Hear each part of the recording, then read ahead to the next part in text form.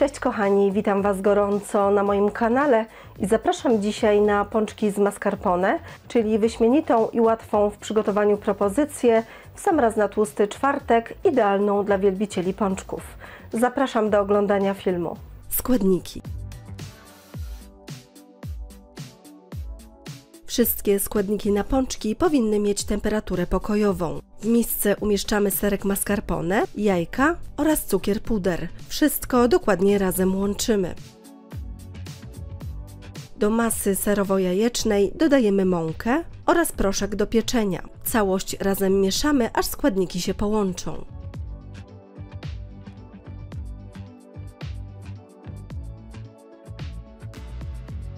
Zanurzoną w oleju łyżką nabieramy porcję ciasta, a następnie wrzucamy je partiami na głęboki rozgrzany tłuszcz i smażymy na złoto-brązowy kolor z każdej strony.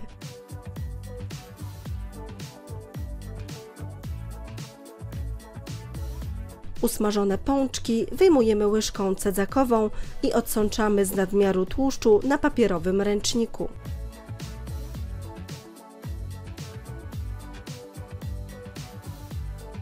Tak przygotowane pączki oprószamy cukrem pudrem.